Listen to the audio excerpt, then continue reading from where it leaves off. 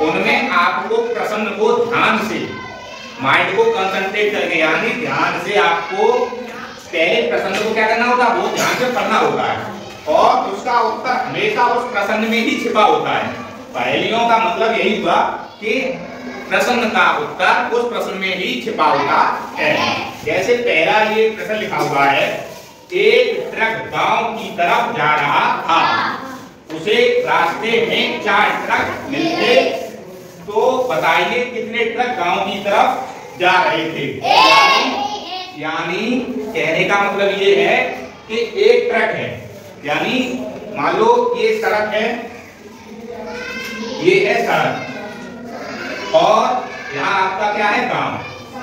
क्या है यहाँ, गांव। और इधर से एक ट्रक जा रहा है, ये क्या जा रहा है, ये ट्रक जा रहा है और उसे रास्ते में 4 ट्रक मिले। कितने मिल गए, 4। यानी एक ट्रक ये, एक ट्रक ये और एक ट्रक ये और एक ट्रक ये, यानी 4 ट्रक उसको रास्ते में मिल गए।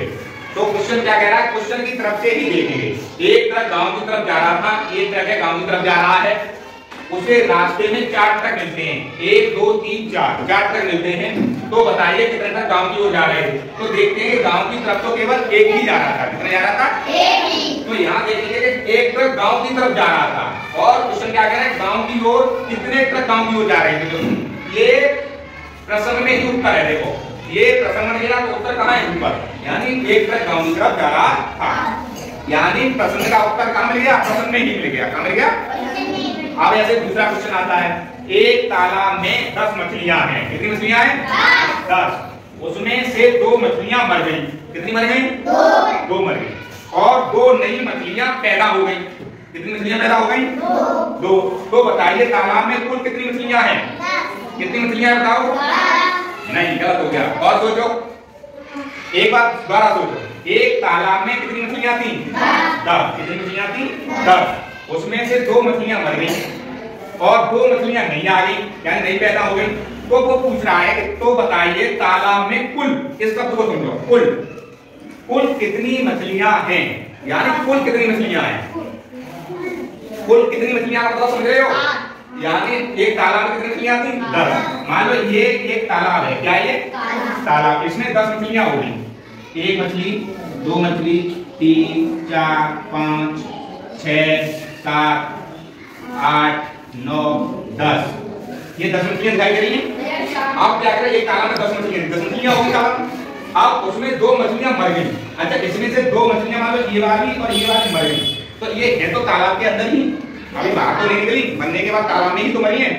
अच्छा, 2 मछलियां नई पैदा हो गई। 2 मछलियां कैसी हो गई, नई पैदा।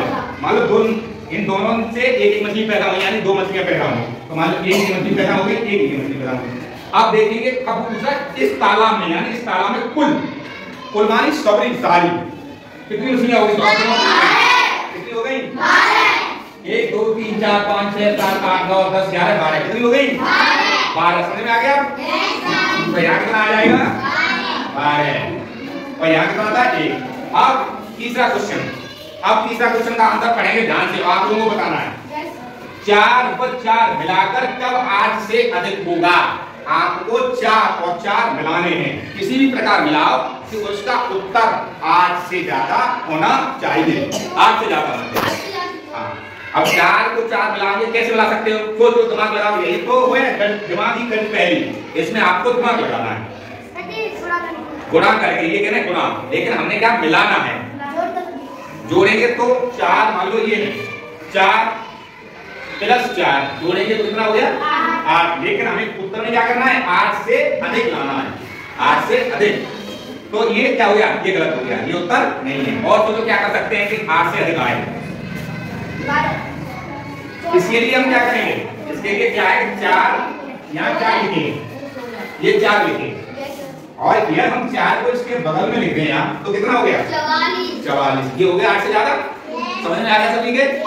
क्या करना था, 4 और 4 को बराबर में लिखना था, आंसर मिल गया, कितना आ गया, 44। और यहाँ उत्तर आंसर प्रश्न पढ़ते तो देखते कितने से ज्यादा है, 8 से। कितने से ज्यादा है, 8 से।